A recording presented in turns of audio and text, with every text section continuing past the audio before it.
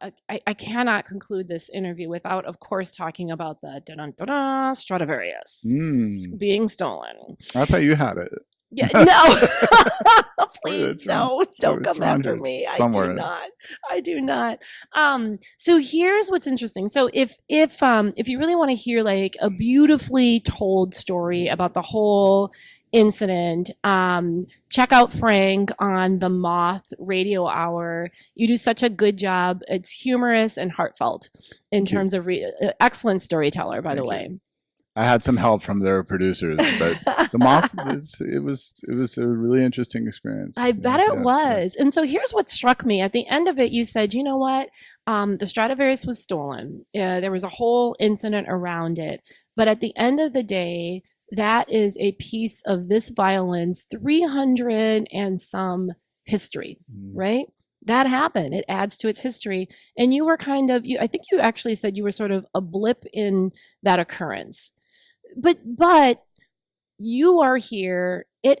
That incident really had an impact on you, right? Personally, professionally, and not to mention all the media and the attention and everything that comes with it. Just tell me a little bit about that. What did that incident, what was the impact that it had on you and the aftermath? How would you describe that? It was really surreal, and it continues to be. That's one of the really interesting things about that story, is that it just doesn't seem to die. I mean, first and foremost, I think on a human level, it was an armed robbery, and I don't care who you are. If somebody shoots you with a taser and steals your wallet, that's one thing. But that instrument, I had it a long time, and as I said in the story, it really felt like somebody tearing off one of my arms. It's a cliche, but you live with these things almost more than members of my family in certain ways.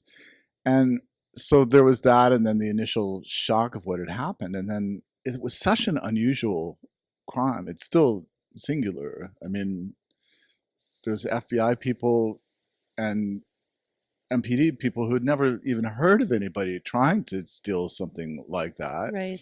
For the simple fact that you can't do anything with it. Yeah. It's worthless the minute you take it, and plus the entire world is looking for you. Right. Yes.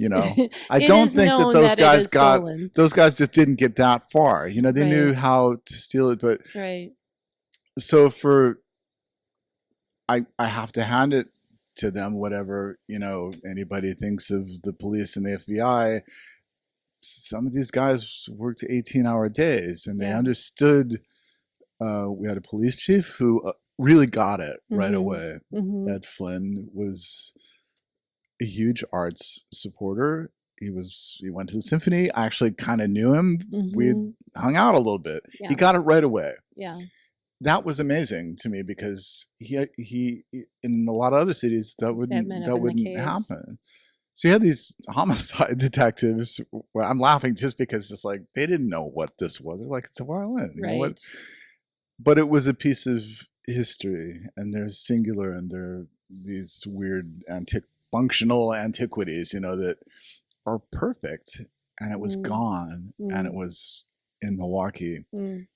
And it freaked out a lot of people, because our biggest concern was that it would get damaged or destroyed. And I was just traumatized because of all of it, really. So there's that, and then 9 days later, they find it. I mean, I'm leaving out a lot, obviously. And then it all started over again. Then the whole media thing goes the other way. Then it's like, now, how do you feel that they, so, and then I could talk about it too, because during the investigation, I was really not talking at all. Do you feel like the media has sensationalized this? Do you appreciate maybe how media is treating this? Because I mean, it's on one hand, it's just a really intriguing human interest story. Like, okay, that happened. That doesn't happen every day. But you had a relationship with the Stradivarius, right? Which I want to get to with some of my questions. But do you feel that the media does it justice when they ask you questions about, now what happened? What was that like? Some of them did really well. a lot of them didn't. It can become very topical, and Mm-hmm. a lot of people just didn't understand Yeah. the various layers of what was going on.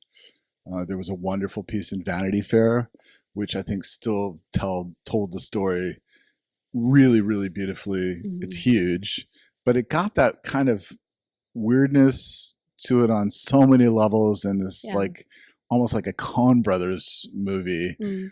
Um, Aside from that, I think that it was sort of hit or miss. I would Yeah. just try to tell the story from my perspective, and hope that they would get enough of it to get across. Yeah. One thing that I remember very vividly being cognizant of during that whole episode was, you know, this could have easily careened into a kind of social justice, elites versus non-elites, Mm. classical musicians Mm. versus the guy with the barbershop on the north side. Mm-hmm. And that didn't happen. And I Mm-hmm. was really, really happy Yeah. about that, because nobody cared about that. Mm-hmm. I mean, I was talking to people in this city during those 9 days, and especially afterwards, from every socioeconomic background. Yeah. And, of course, the symphony had their own views on what had happened. But, the people that were friends of these guys, or the people when I finally made a victim statement and showed up in court, I was talking to people, and they're like, they're basically apologizing. They Mm. don't want that. Mm. Like, we need more of that in this community. Right. Why do you think that is, Frank? And how Because I much? think we were honest. I think Okay. we were honest about it. Okay. It wasn't a racial thing. Mm-hmm. It was an artistic thing, and it was almost a matter of civic pride. Mm-hmm. Mm-hmm. That's really what it was. Yeah. It was almost like somebody, you know, kind of like, how dare you do that? Do you think also that it was because you were involved? And I think the way that you carry yourself and how people know you is you're not this elitist. I mean, you spend your life trying to show that, the symphony is an art form that has many ways about it, and you try to connect with people on so many levels. How much of it was because of who it happened to, and it was you? That's an interesting question. I hope so. Mm-hmm. That's I think probably I mean, I think the that has best to be a answer piece of it. I could come up with. Right. Because to me, it didn't care. I didn't care who took it, Right. or all I knew is that this happened. Yeah. And it was about getting it back. Yeah. And something that affected the city as a whole. Yeah. Not just the MSO. Yeah. Not just me. Yeah. It was, yeah. So more important than that. Is it true then you came to have the relationship with the Stradivarius because there was a couple here in Milwaukee, like not far from where you live, that had it and reached out to you? I mean, is it true that it was that fortuitous? It was even more random than that. Okay. I mean, I literally got an email one Yeah. morning that said, we have a 1715 Stradivarius as part of an estate situation, and we're looking love that, looking to situation. figure out, various options What to do. with it. So and I'm reading this thinking, just has to be somebody that has something in their garage, and I get these a lot of the time, and yeah, it's 99% of the time it's just not credible, right? But there were details in the email. Mm. So I talked to one or two people that I really trusted in that business. Mm-hmm. And it kind of added up over a day or so. I think I called the person, or we got in touch later that day. And it turned out it was the owner. Mm. I didn't know where they were writing from. They didn't say we're from Milwaukee. But they were here, turned out.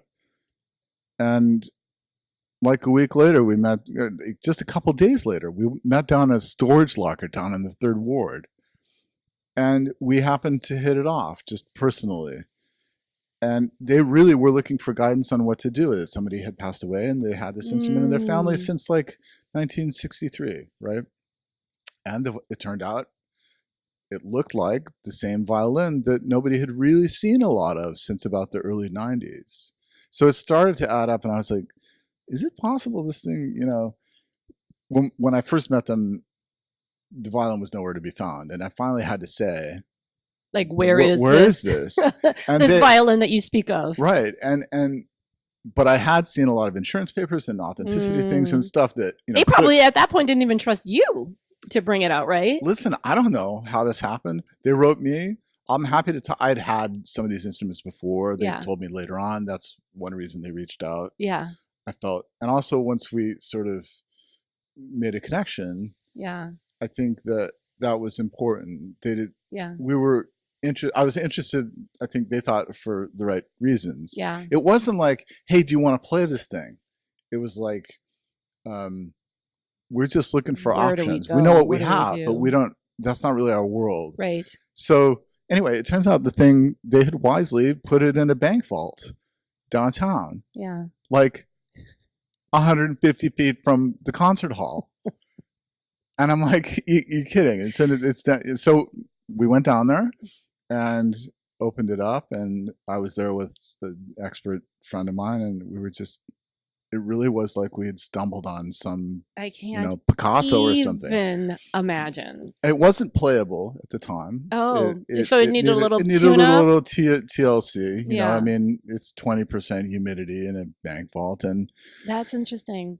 But with TLC, obviously, it comes back, and listen, they're 300 years old. The thing's been through way worse than that. I'm sure. I'm sure. I guess. Well, I guess that speaks to the quality of the instrument, that with some tuning and TLC, it actually can come back in awesome form. That's one reason I think that Stradivarius, so many of them are still around. Yeah. Because. So what's up? Can no one make an instrument that good anymore? No. So what? So why? Oh, violin makers around the world are all going, nah. Just not. Is the craftsmanship just not there anymore? Like what? If you can figure that out, let me know. Technology cannot. Okay. And that's actually a beautiful thing, really. To know that even with today modern technology, you cannot replicate something made 300 years ago. In my opinion, as a player, yeah, no. Even you're the player. It's like. Okay, so nobody's painting the Mona Lisa anymore either. Why? Yeah, like you could do a poster, and people do that all the time, but it's not one thing. It's 1,000, 4,000 different things that happened at one time in a specific place with one guy. Yeah. Go figure. You know, I mean, he was an amazing craftsman, engineer at a time where he became enormously wealthy through his gifts, and then was able to crank out more of these things. Everybody started buying them. Nobody's made instruments like that on any level in any kind of instrument, as far as that's I'm incredible. Maybe to a 58 Gibson. And guitar. I just kind of like to just immerse in the wonder of that. You know what I mean? It is incredible. It is super incredible. Singular, But here's what's more incredible. So for someone, you had always said that you were open to possibilities, right? You sort of like left it very broad. You knew that what you wanted to do was going to take lots of shapes and forms, and you couldn't control so much. I love that. Just sort of like this open growth mindset around it. And then you stumble into this, like, what? It cannot be. You can't write that script. You just can't write that script. No. And I've had, and that was a good lesson for me. Yeah. In a lot of somewhat painful ways, and in other ways, it completely shifted my thinking about what it was, what it meant. Yeah. I always know how fortunate I was to have something like that to play. Yeah. But it just took on a different dimension. And so from what I read, it took a while for you to develop your own comfort level with playing an instrument of that historical prominence, right? Yeah, plus the fact that it hadn't been played for about 20 years. And they really do change. They sort of adapt to you, and you kind of adapt to them, as weird as that Well, sounds. yeah, no, but that's what I was saying. It Yeah, took you a while to establish a yeah. relationship that you felt comfortable with, that you grew into as your own. Then it's stolen. Hmm. Then it comes back. So what was it like in terms of being reunited? And do you have a different relationship with the Stradivarius now that you lost it and you came back Yeah, again? I mean, I don't think you can, be human and not rethink really everything about it. Yeah. I mean, whether it's how you're playing it or the appreciation level of it or the various security things that had to go into effect Yeah. after that whole thing, You keep which like a is low jack you on it know, now. yeah, there are various things that happen that I just are annoying more than anything. Uh-huh. But yeah, I mean, it's I think like any other traumatic incident in someone's life, Mm, I think if you're aware, you can't help but back up and rethink a lot of yeah. different things. You have to, Yeah. otherwise, you're just gonna plow ahead. Yeah. Um, on the other hand, we were fortunate that there were a lot of really silver linings to this. Um, if 50 more people went to a concert to see that Mm, violin rather yeah. than it being played, Yeah. fine. Not a bad thing. Okay. Not a bad outcome. Whatever gets them in the door, Right. because a lot of them will come back. Yeah. And they did. So how do you feel about that? Because obviously a lot of press and notoriety came to you personally as a result of this, right? Just because it's an interesting Yeah. story. Yeah. How do you feel the impact on your career? Do you feel that it's been better because it's opened up new possibilities? Do you feel it's been distracting? So good, bad, and different. How have you internalized the aftermath of all of this? It's really all of it.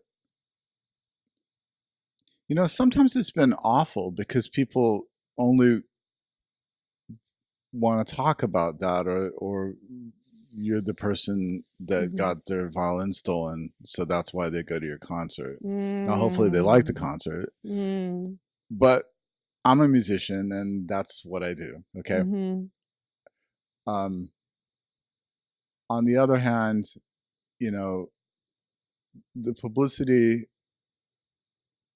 was huge. There's mhm, never been a story like mhm, that. mhm. And I think it brought a lot of people's awareness to what these things are and how unique they are, and Yeah, how in a community like this, how unusual it is to yeah, have something like that, yeah. that anybody can go and see practically any week, Mm, um, in a number of different situations, whether it's chamber music or whatever. mhm. The first thing they say is like it was an armed robbery and the guy used a taser. Like Uh-huh. that was highly unusual.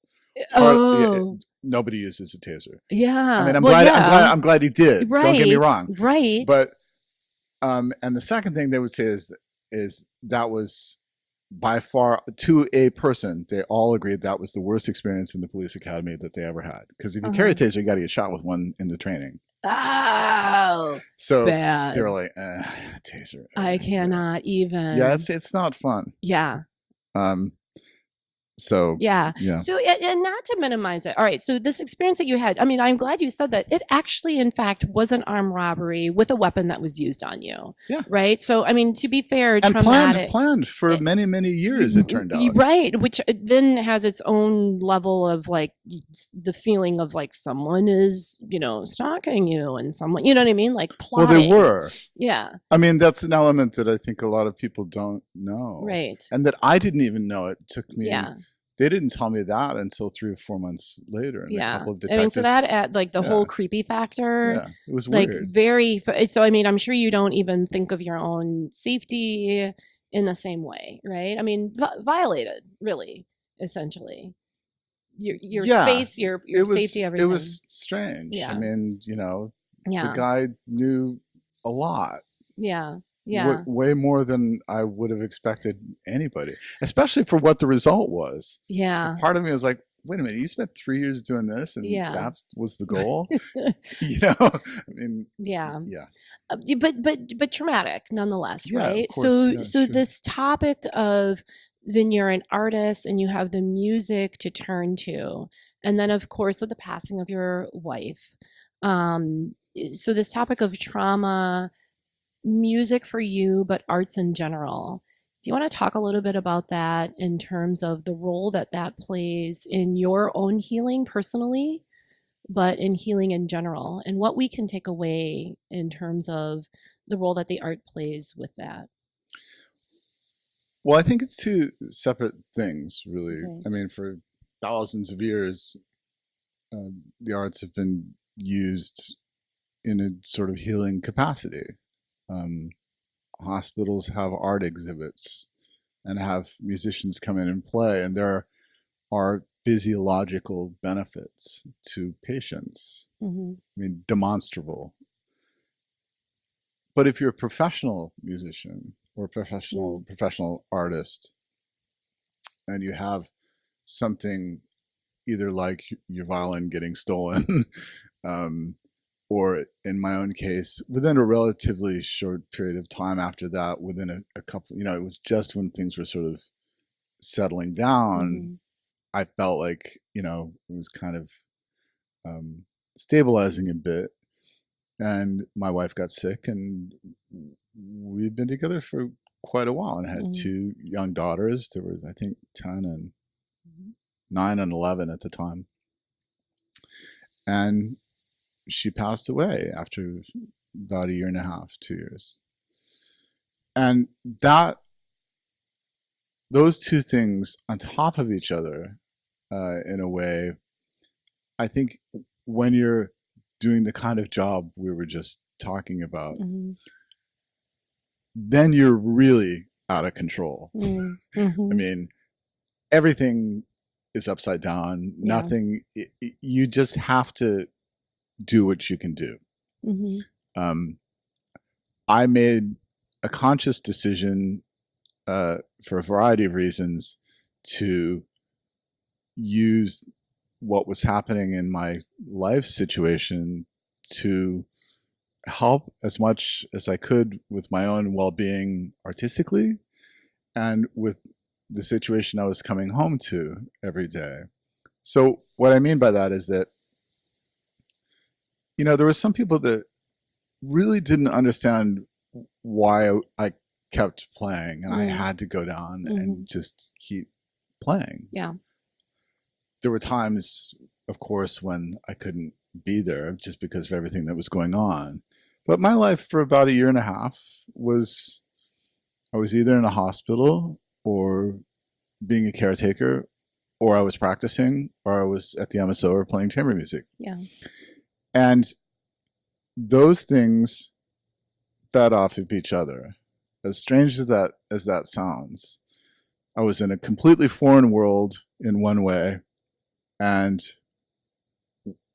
then there's these two kids, Mm-hmm. and you're just like, it's, unless you're in it, you can't Yeah. really describe it. Yeah. And especially once I sort of sensed where it was all headed. So in a way, um, being able to go down and play was this escape. Yeah. It was the only time in my life, Mm-hmm. on a day-to-day basis, even if it was a few hours, where I could just Mm-hmm. be in that world. Yeah. And honestly, it was a lifeline. I Mm-hmm. mean, I don't know what I would have done Right. without it. As weird as that sounds, Yeah. No, I it totally was the understand. only real escape Yeah. that I had, Mm-hmm. even at home, just to go up, to my studio and just play. Yeah. Because the alternative would have just been, I don't know what I would have done. Right. Right. So I chose. Not everybody would do this, but I chose to keep going and try, because the other thing I knew that would happen, if you're in that situation and you have to walk out on stage and play, Mm-hmm. you necessarily have to completely rethink the way that you concentrate and focus and be there Yeah. now. Mm-hmm. And we do that anyway. I think Mm-hmm. if you're doing anything on a really high level, you have to learn how to do that. But really, when your life is completely upside down outside of the hall, and you're thrown something like that, Yeah. um, I also saw it as as an opportunity to really hone those skills more. Right. And I know my playing changed a lot. The way that I thought of music changed a lot. The way I experienced everything artistically changed a lot. Mm-hmm. Way more so than when the violin was stolen. Mm-hmm. So Mm-hmm. the upshot Yeah, I is can that appreciate I that. tried to turn it into something as meaningful and hopefully that was going to improve whatever I was doing artistically Right. to the extent that I could. But I was totally winging it. I mean, Yeah. there's no way around that. Yeah. And I think it did, come out as best as it was going to come out. Well, There I think was, I'll go yeah, ahead. I was just going to say, at the same time, there was an authenticity about it, Mm-hmm. and I really I didn't want to be one of those cancer people. Mm-hmm. There were people that knew something about it, but I wasn't. That's not my personality, and so a lot of people knew her in the arts community. Yeah. Um, a lot of people really came out of the woodwork to help us, which saved us. Mm-hmm. But there was no sugarcoating what was going on, and that was really important to me also, to be honest with my family, and she and I were honest about what was happening, and it was one of those things that we went through. So hopefully it ultimately, had more of a positive impact artistically than otherwise. But that's not the way it works with a lot of people. They just fold up, Well, they fold up, and you had said that you were playing the violin at that time. Practicing was almost escapism, which is completely, I think, a valid, normal reaction. I think a lot of people escape to things that aren't productive. You had this to escape to, right? Which was yeah, it was really more, really helpful. yeah. And don't get me wrong, there were plenty of days that I was folded up. Oh, sure. I mean, there's no getting around that. Yeah. But on the whole, Yeah. I saw it as an off ramp from what was happening. Yeah. Sometimes on an hourly basis, and I have to say that to the their incredible credit, the MSO was incredibly supportive, especially my colleagues in the orchestra who knew what was going on. And I have 2 assistant concertmasters, and sometimes they'd find out the night before I'm not going to be there because I got to go to the hospital or whatever. Yeah. And everybody kind of empathized. That's when you really appreciate your work family and the community. Yeah. I think that's around you. Yeah, the community really stepped up. Yeah. Thank you for sharing that. Yeah. All right. So last question. I got to bring it back to No Studios, right? Yeah. Thank you for being a member of No Studios. And what does membership at No Studios or No Studios mean to you? I think this place is amazing. I mean, when I first walked through, I'd never heard anything about it except through a colleague of mine at MISO. And we came in, and I remember thinking, like, why didn't anybody think of this before? It's brilliant. Anything can happen here. Like, you can show films, you can have lectures, you can have musical events that are, because it's not so huge, you can have a kind of individual connection. You can mix all kinds of elements of the community together and have that overlap. Yeah. It's a collective in I think the best sense of the word. And that word, I think, gets a bad rap in a lot of ways because usually, it's a bunch of people like, let's put on a show, and let's get some people together, and 2 weeks later, everybody hates each other, because they don't know what each other's doing. And, that can happen. And the vibe here is more of curiosity and respect, and even if you have no idea what you're in for a certain event, you're still going to have hits or misses, but hopefully you're going to have more hits and then people crossing over and Yeah. maybe collaborating. And I just think that's, totally unique, not just in this city. I wish it would happen in other places too. Oh my gosh, well, that's great to hear because you've lived and traveled and played all over the world. So I think to hear you say that you see something special here that you haven't seen in other places it's totally is really unique. meaningful. And I hope to get involved more. Oh my gosh. That's great. Yeah. Thank you so much for spending so much time with me. I was inspired. I learned a lot.